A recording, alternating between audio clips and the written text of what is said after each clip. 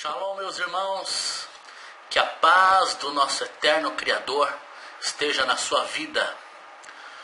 Bom,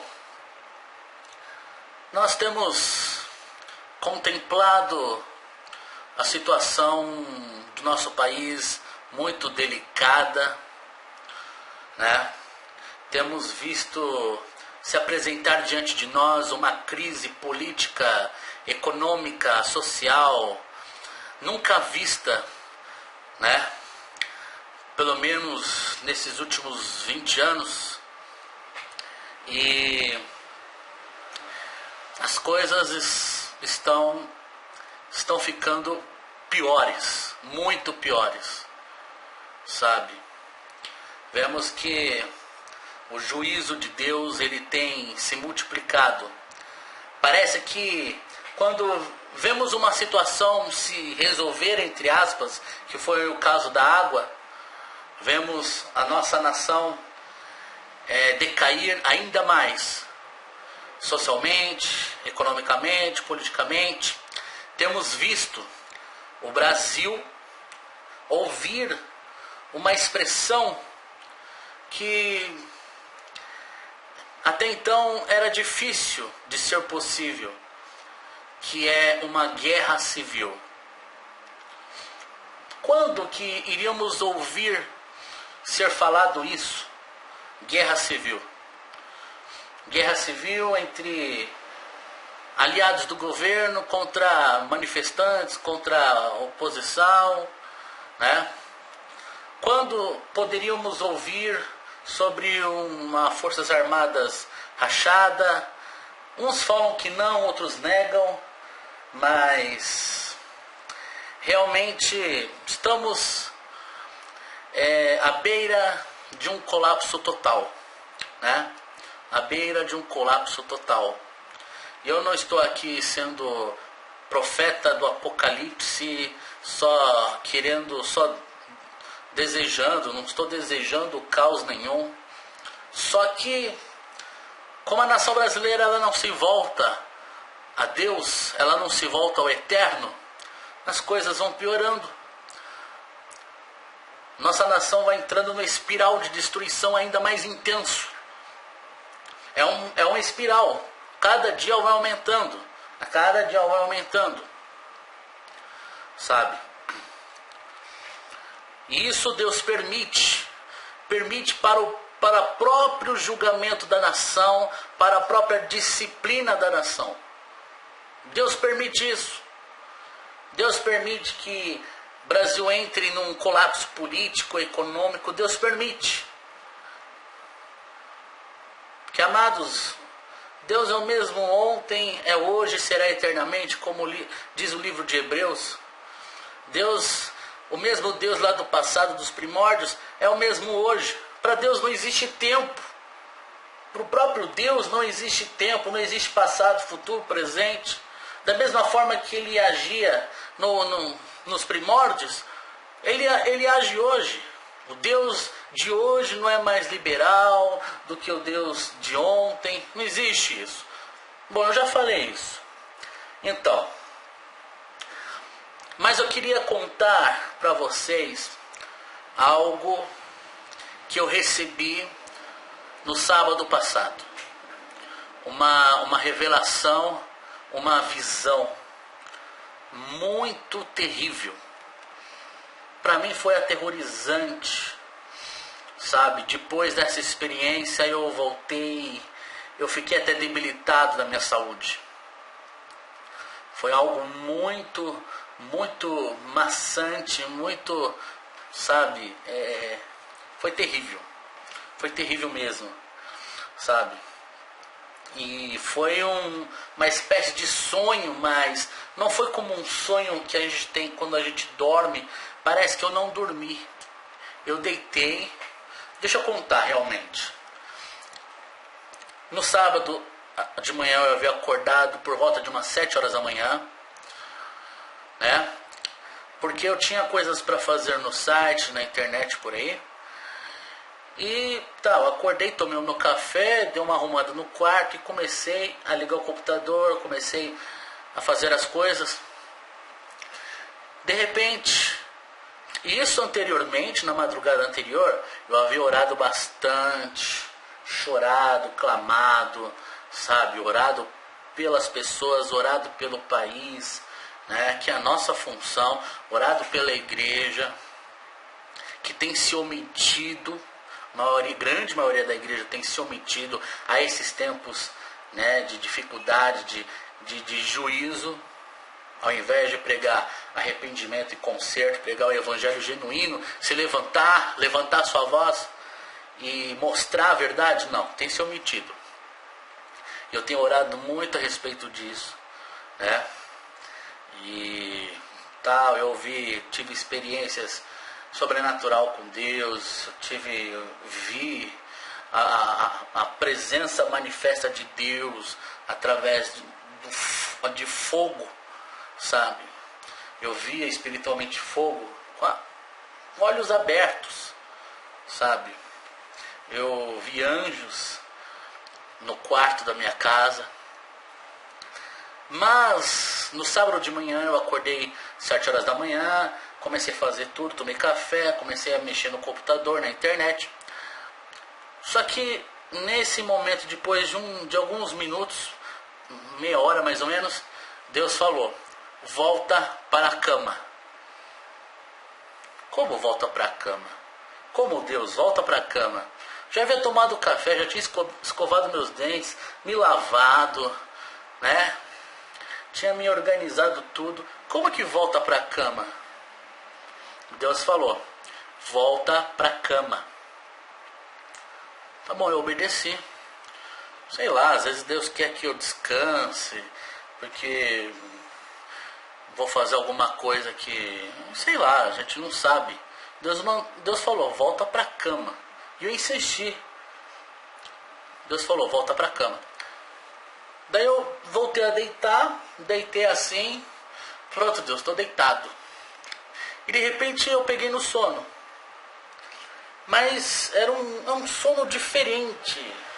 Foi um sono muito leve, sabe? Eu fiquei semi-acordado. Bom, aí de repente eu me via, né? E é interessante, é como as outras visões, como as outras experiências de arrebatamento.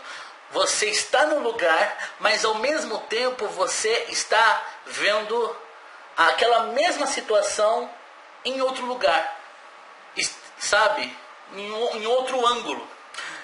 Eu me via naquele lugar, eu me sentia naquele lugar, mas ao mesmo tempo eu via aquela situação, aquele cenário, sabe?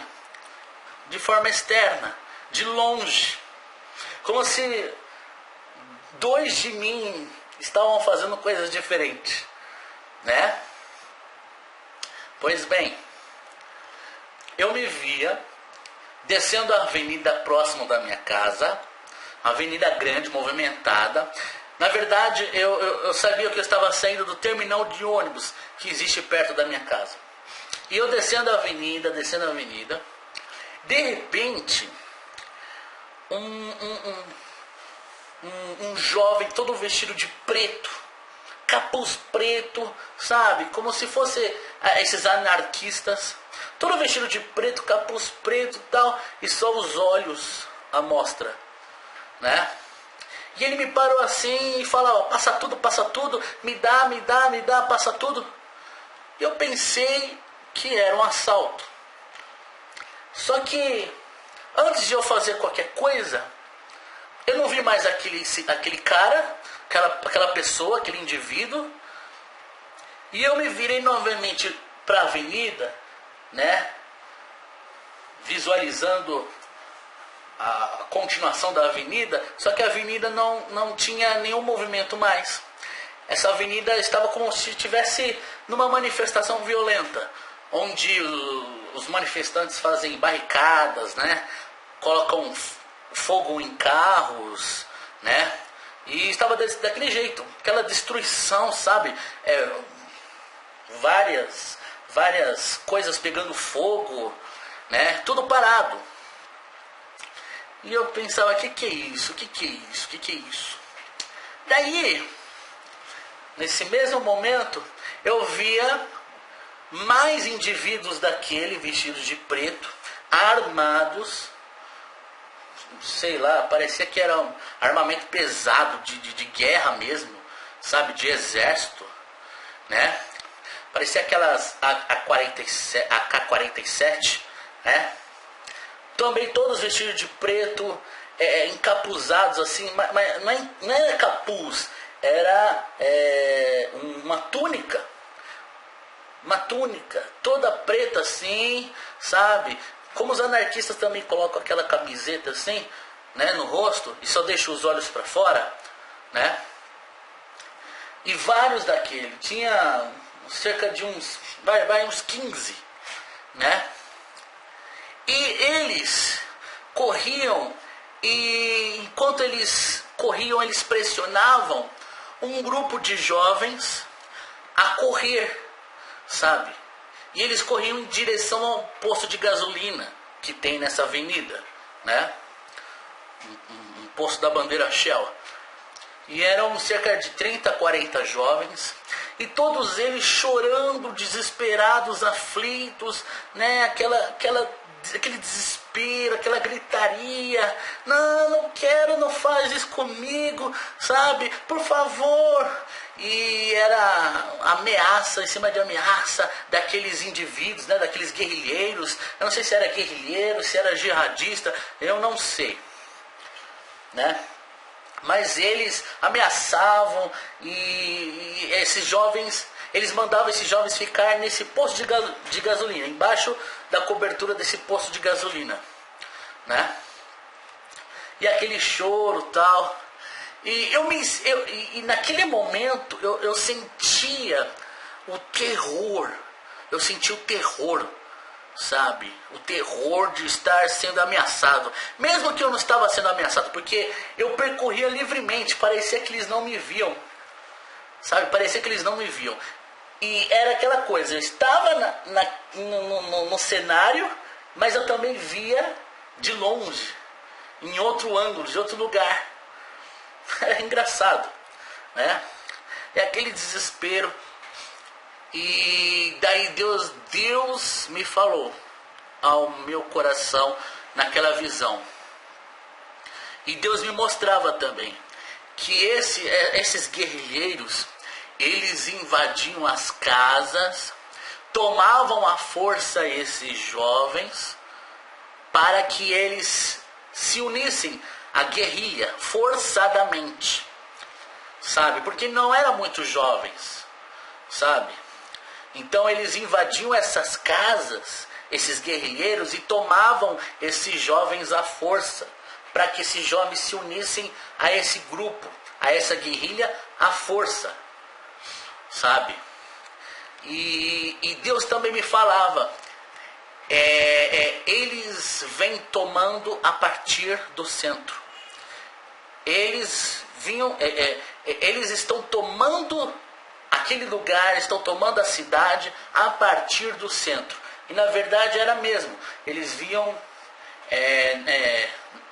eles percorriam a avenida do centro em direção ao bairro, né? Em direção à zona leste, extremo leste, né? Aqui em São Paulo. E Deus falava, eles estão vindo do centro, eles estão tomando a cidade pelo centro, a partir do centro, né? E eu marquei aqui, né? Havia uma grande sensação de terror, uma sensação de estar perante a morte, sabe? De estar perante a morte. E eu tinha aquela certeza que o país estava sendo destruído, que nada iria voltar como era antes, né? E deixa eu ver se eu esqueci alguma coisa, porque eu anotei aqui. E na verdade eu estava naquele lugar, eles não me viam, né? Só que eu fui me desvencilhar daquela situação, né, de aflição. Eu fui me desvencilhar por uma rua e de repente desapareci daquele lugar, sumi. Depois daquilo, não sei o que aconteceu, com aquelas pessoas, não sei o que aconteceu, qual foi a continuação daquele filme, né? E eu tenho recebido informações que não somente eu tive uma visão, algum sonho sobre guerra, sobre conflito no Brasil, guerra civil, algum cenário de caos social. Várias pessoas também tiveram visões acerca disso, sabe? E depois, quando eu voltei ao meu corpo, sabe? Quando eu acordei, eu fiquei muito debilitado. Eu não conseguia andar, era aquela dor de cabeça, parecia que a energia havia sugado de mim, sabe? Eu tive que tomar um outro café, eu tive que me alimentar de novo, porque eu me sentia muito debilitado. Eu fiquei até por volta de umas 4 horas da tarde, assim, sabe? Muito, com o corpo doendo, a cabeça doendo, aquela tontura, né? E Deus está mostrando, Deus está avisando, Deus está alertando. Nós temos visto uma situação que tudo está caminhando para isso. Estão provocando situações que está caminhando para isso. Vamos ficar aí com uma Venezuela, tá virando clichê até, né? Tá virando bordão essa coisa, vai ficar igual a Venezuela. Mas nós estamos partindo para isso. O Brasil está partindo para isso, sabe? Infelizmente. Em 2003, eu tive também uma visão parecida, onde Deus mostrava uma situação de muita destruição, carros pegando fogo também, muitos corpos, né? Corpos espalhados, como se houvesse explodido várias bombas na rua, muita coisa destruída, casas, prédios destruídos, né? Conversei também com minha irmã, ela teve também uma visão parecida nesse cenário de guerra, cenário de destruição. Então, meus amigos, e não é de hoje que Deus está falando. 2013 Deus falou isso para mim, mostrou, eu até gravei um vídeo, né, falando sobre isso. Deus está mostrando, sabe? Deus está mostrando. Se você é cristão, se você se diz cristão, se você se diz cumpridor das boas novas, seguidor de Cristo, está na hora da gente tomar uma atitude espiritual, não físico, espiritual.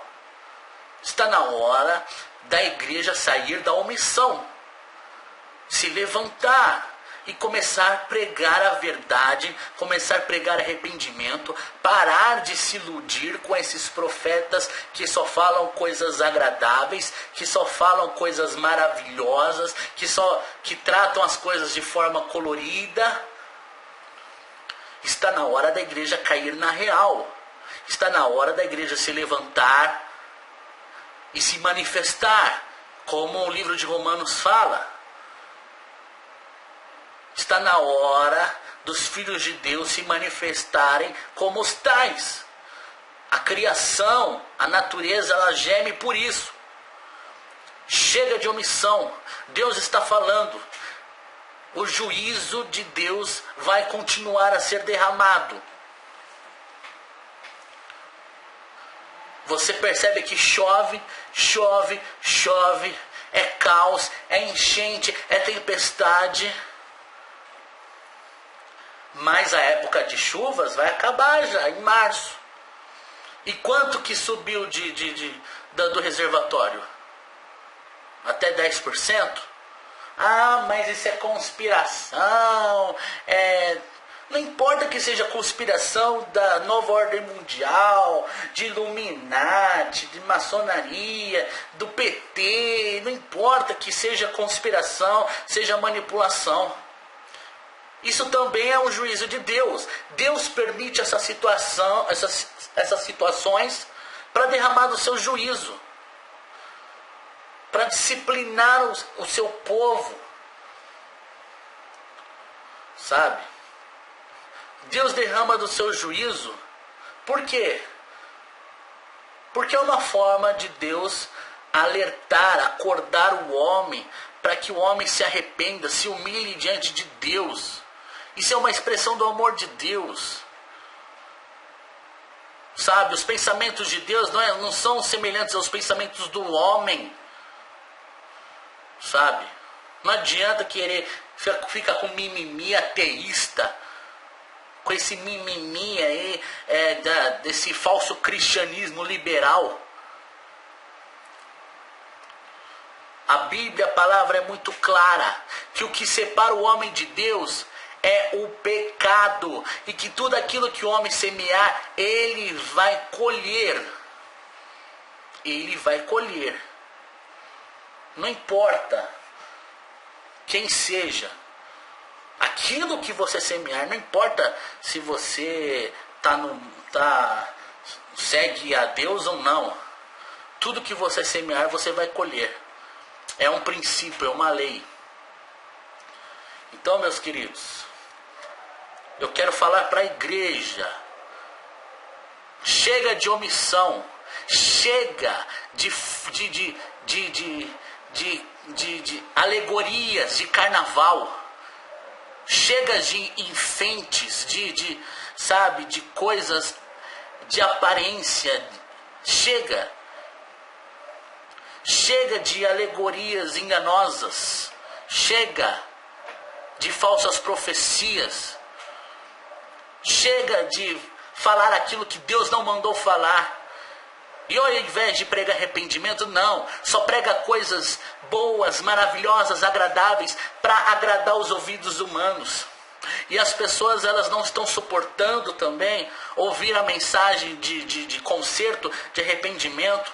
Não estão suportando ouvir a mensagem que você deve seguir a Cristo, renunciar a si mesmo, carregar a sua cruz e seguir a Cristo. As pessoas não estão suportando, estão abandonando o evangelho genuíno, estão procurando para si mestres para si. Deus vai requerer tudo isso. De que lado você vai estar, meus irmãos? Do corpo da igreja verdadeira, que segue o evangelho da cruz, somente da cruz, quer morrer para si mesmo, para que Cristo reine em mim, para que eu faça a vontade de Cristo, para que eu faça a vontade de Deus e cumpra o evangelho de Cristo? Ou será que eu vou ficar do lado da satisfação do ego, dos prazeres da carne, sabe? E as pessoas ficam revoltadas quando eu prego isso. Quando a gente aqui prega isso, estamos com projetos novos, sabe? Mas as pessoas não suportam, infelizmente.